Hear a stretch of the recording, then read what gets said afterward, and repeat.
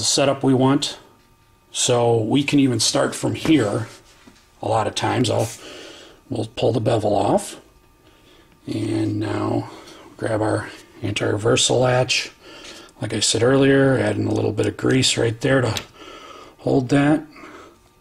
And the anti-reversal latch in, and get it in position how we want it. Make sure the shim's still there on the bevel gear. Bring the bevel gear back, anti-reversal, and for a change in my life, everything works. Amazing. Very amazing, actually. Now, one thing I'd suggest is, now that we're here, we're talking about timing marks, we want to put our sector gear in so that our little nub here, our timing nub, is at 1 o'clock. The 1 o'clock position, of course, 12, 6, 9, 3. So, yeah, that's about 1 o'clock. That's good, because when we put it together, the piston will be all the way forward. That's where we want it. So 1 o'clock, that's real good. And the anti-reversal latch and bevel, keep them in place. And we will pan over just a little bit to get the rest of this in here. And we'll zoom out to show what we're doing the rest of the way. Now, a little bit of a critical part. First off, put our cylinder and our cylinder head in, set them aside. Our tappet plate and our nozzle, put them together, set them down, and reach in our little goodie ashtray here and grab our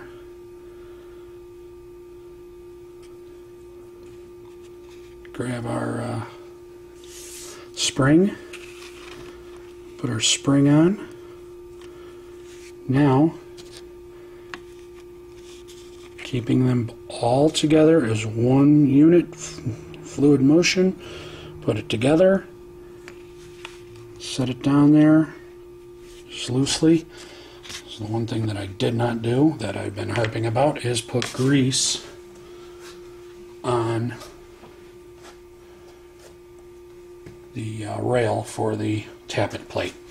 I sometimes use a little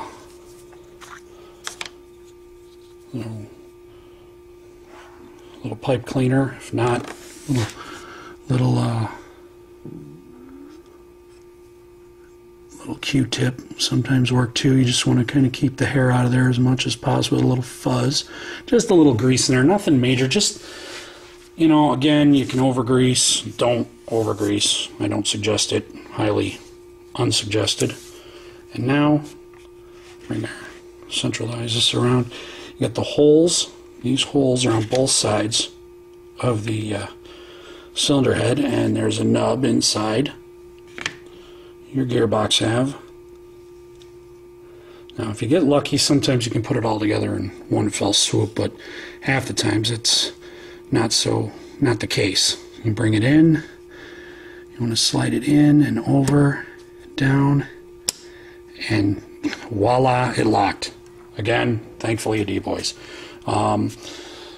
We could pull the spring. We could pull our little spring over right now onto our stanchion, but which is what we're going to do. Sometimes it's a good idea, sometimes it causes problems. Of course, anything spring loaded, you want to hold it down, bring your spring over, get it on the stanchion. Right, sure.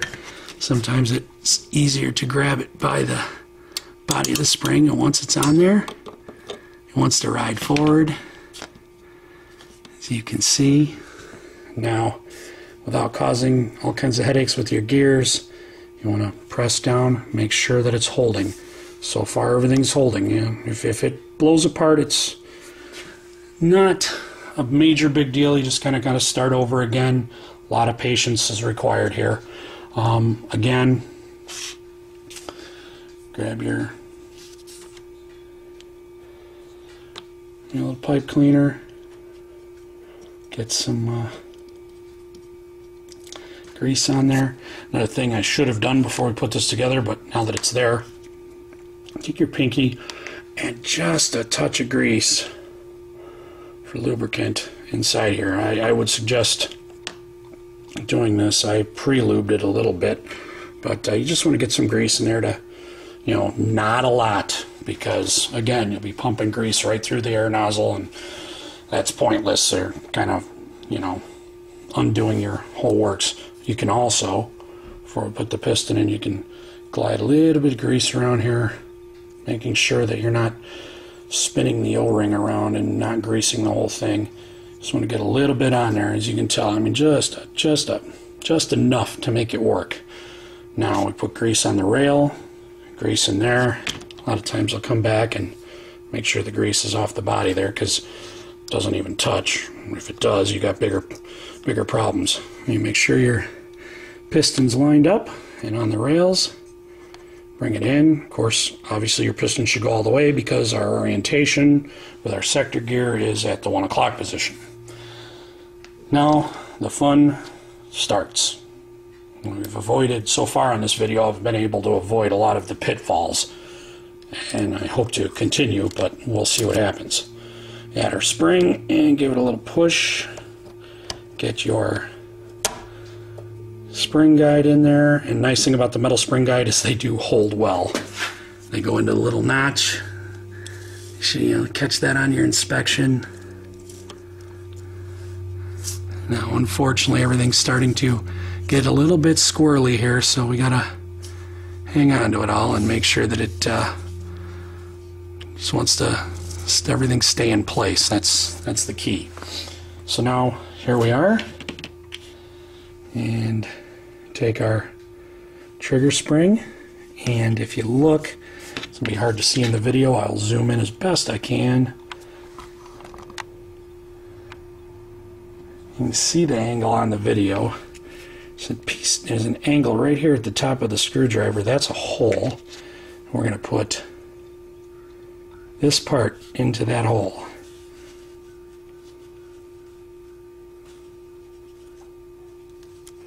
Okay, the bend made it. So far, so good. Now, bring our trigger in, and we will everything we can to try and bend. I have to work around the camera here, pardon me.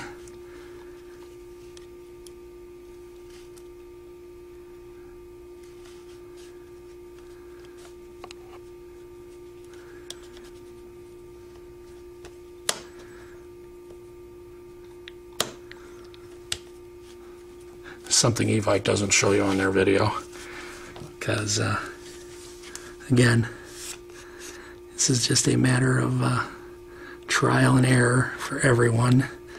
It's not the easiest in the world, but you gotta do what you gotta do to get your gun to work, or upgrade it, or whatever reason you've ripped open the gearbox because you're an insane maniac and you enjoy torture.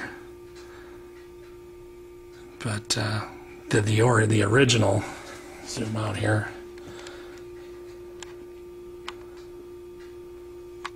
the orientation should be such that your spring sits like this.